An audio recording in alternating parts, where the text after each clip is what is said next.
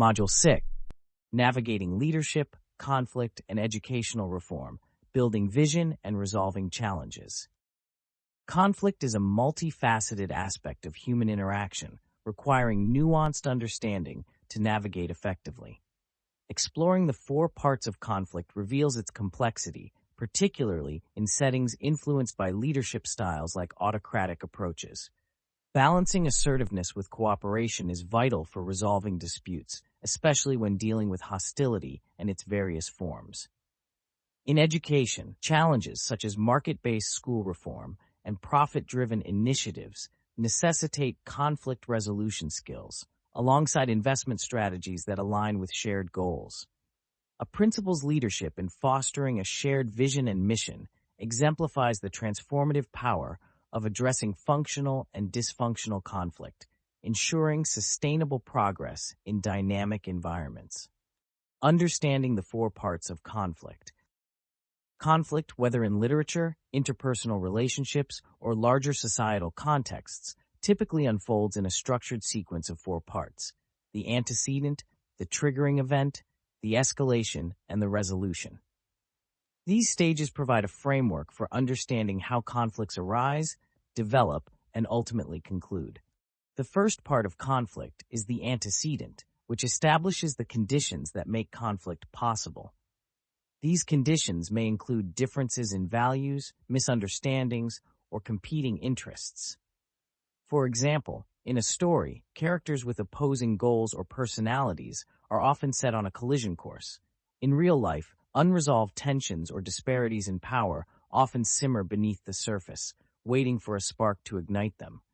The triggering event is the second part, marking the moment when underlying tensions are brought to light. This event can be a specific action, statement, or decision that brings the latent conflict into focus. For instance, a disagreement over how resources should be allocated may erupt when one party takes unilateral action. At this stage, the conflict moves from a potential to an active state, demanding attention and response. Once the conflict is triggered, it moves into escalation, the third part. Escalation occurs as emotions intensify, and the parties involved take actions to assert their positions. Miscommunication and assumptions can fuel this stage, often making the conflict seem larger and more complicated than it initially was. This part is critical because it determines whether the conflict will spiral out of control or move toward resolution. Finally, resolution brings closure to the conflict. This stage involves addressing the root causes, whether through negotiation, compromise, or other means. A successful resolution restores balance and often provides growth or understanding for those involved, making it a pivotal conclusion to the process. Understanding these stages allows us to navigate and manage conflicts more effectively. Understanding autocratic leadership. Autocratic leadership, often referred to as authoritarian leadership, is a style of management where a single individual holds significant control over decision-making and sets clear directives for others to follow. In this approach, the leader assumes primary responsibility for the outcomes of decisions and directs subordinates with little to no input from them. This style emphasizes order, structure, and centralized authority, making it particularly effective in environments where tasks require precise execution or quick decision-making. In an autocratic system, the leader is seen as the ultimate authority, and their word is often final. This can lead to high efficiency in situations where clarity and speed are essential, such as in emergencies or industries with strict regulations. Employees or team members are expected to follow instructions without debate, which reduces delays caused by group deliberations. However, the effectiveness of this leadership style heavily depends on the context and the leader's ability to make sound decisions. Despite its advantages, autocratic leadership can present challenges. The lack of participation from subordinates may lead to feelings of disengagement or resentment among team members, potentially stifling creativity and innovation. Over time, this style may hinder employee morale and growth, as individuals may feel undervalued or discouraged from contributing their ideas. Autocratic leadership requires a balance of decisiveness and fairness. When practiced ethically and responsibly, it can lead to the successful completion of tasks, especially in high-pressure environments. However, when overused or misapplied, it risks alienating team members and creating a rigid, uninspiring workplace culture. Understanding the context in which autocratic leadership is applied and recognizing its potential limitations are critical for leaders who rely on this approach. By considering the needs of both the organization and its people, leaders can use autocratic methods effectively while fostering respect and collaboration. Assertiveness and cooperation. A balance in conflict resolution. Assertiveness and cooperation are often seen as opposing forces in conflict resolution, but together they form a dynamic interplay that can lead to effective outcomes. Assertiveness refers to the ability to express one's needs, desires, and boundaries clearly and confidently. It is the drive to advocate for one's interests without infringing on the rights of others. Cooperation, on the other hand, reflects the willingness to work with others, valuing their perspectives and striving for mutually beneficial solutions. Both traits are integral to managing conflict, and when someone exhibits high levels of both, they demonstrate a sophisticated approach to interpersonal challenges. Being high in assertiveness means an individual is confident in their ability to voice their opinions and take a stand when necessary. This trait ensures that their needs are not overlooked or dismissed, which is crucial in situations where their values or priorities are at stake. Meanwhile, being high in cooperation indicates a readiness to prioritize collaboration and to find common ground. This openness fosters trust, builds relationships, and ensures that others feel heard and respected. The interplay between these traits becomes most evident when conflicts arise. Someone who is high in both assertiveness and cooperation is skilled at finding solutions that satisfy their own goals while considering the needs of others. They are neither domineering nor submissive. Instead, they strike a balance that encourages constructive dialogue and creative problem-solving. Such individuals excel in fostering positive relationships because they manage to uphold their own integrity while building consensus. Understanding hostility. Hostility is a complex emotional state characterized by antagonism, aggression, and resentment. It often emerges as a response to perceived threats, frustrations, or injustices, manifesting through behaviors, thoughts, and feelings aimed at opposing or harming others. Hostility is not merely an isolated emotion, but rather a multifaceted experience that can stem from various sources, including personal insecurities, past traumas, or unresolved conflicts. It can be expressed openly through anger and aggression, or subtly through passive-aggressive behaviors and dismissive attitudes. At its core, hostility serves as a psychological defense mechanism. When individuals feel vulnerable or attacked, hostility acts as a shield, protecting their self-esteem or sense of control. However, this protective function can quickly spiral into destructive patterns, damaging relationships, fostering misunderstandings, and perpetuating cycles of conflict. Hostility can also erode the emotional well-being of those who harbor it, leading to chronic stress, anxiety, and even physical health problems. Social and environmental factors play a significant role in fostering hostility. Stressful situations, competitive environments, and exposure to negative influences can amplify hostile tendencies. In interpersonal relationships, unaddressed grievances or lack of communication often fuel hostility, creating barriers to understanding and empathy. Similarly, in broader societal contexts, hostility can be seen in prejudice, discrimination, and divisive ideologies, where differences are magnified and commonalities overlooked. Understanding the types of hostility. Hostility is a complex emotional response that manifests in various forms and contexts, often driven by underlying emotions such as anger, fear, or frustration. Its expressions and underlying causes can vary significantly, reflecting the diversity of human behavior and interaction. Broadly, hostility can be understood as verbal, physical, or passive-aggressive, each with distinct characteristics and impacts.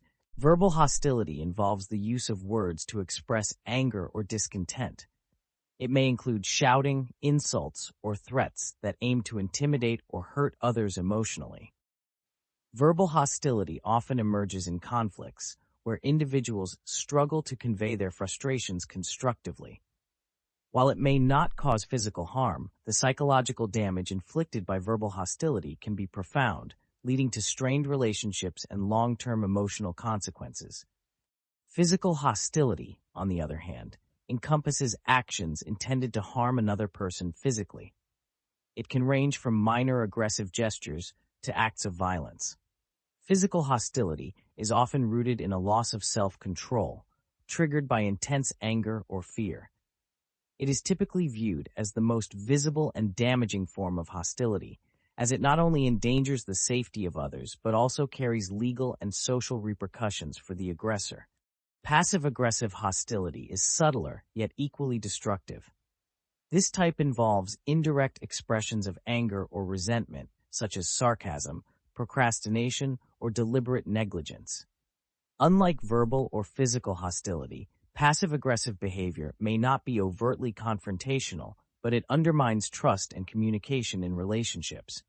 The ambiguity of such actions often leaves the target confused or frustrated, exacerbating conflicts rather than resolving them. The rationale behind market-based school reform. Market-based school reform has been a focal point for influential writers and economists who argue for the application of market principles to improve educational systems. This approach is grounded in the belief that competition and choice drive innovation, efficiency, and quality, as observed in other sectors of the economy. Proponents of this reform contend that introducing these mechanisms into education can address long-standing challenges such as underperformance, inequity, and lack of accountability. One of the key arguments for market-based school reform is that competition among schools can lead to better outcomes. Writers and economists often suggest that when schools compete for students, they have stronger incentives to improve their services. Parents, acting as informed consumers, are given the power to choose schools that best meet their children's needs. This process not only rewards high-performing schools, but also pressures underperforming ones to improve or risk losing students. Another rationale lies in the flexibility and innovation enabled by market-based systems. Public school systems are frequently criticized for being bureaucratic and resistant to change. Advocates argue that charter schools, vouchers, and other market-driven approaches foster creativity by allowing educators to experiment with new teaching methods, curricula, and administrative practices. This innovation is expected to ripple through the entire education system, raising overall standards.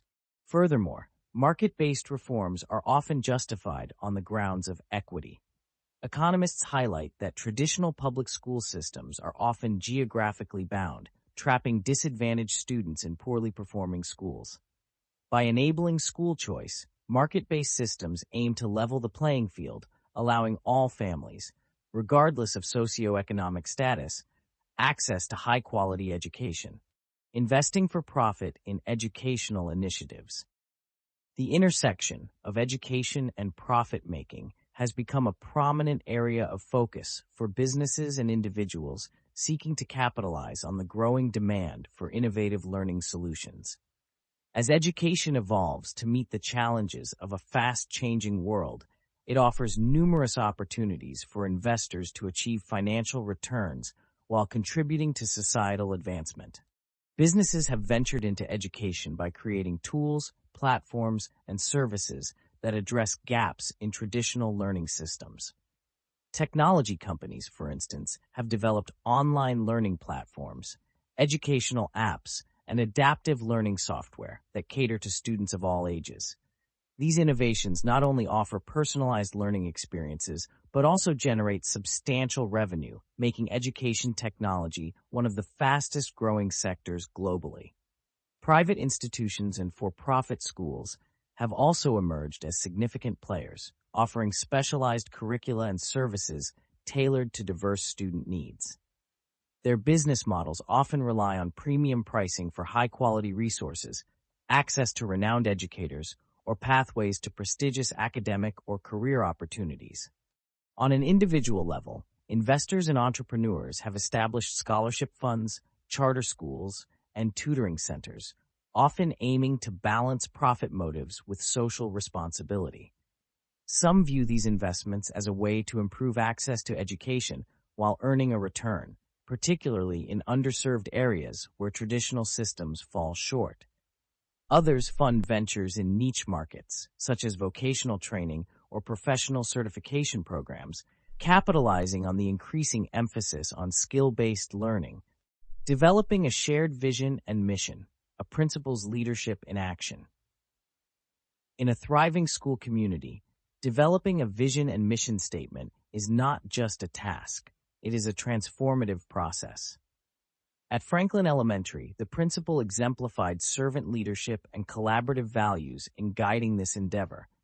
Grounded in her philosophy of inclusive and purpose-driven leadership, she saw the vision and mission as the collective heartbeat of the school, one that must resonate with every stakeholder. The process began with the principal fostering a culture of trust and open dialogue.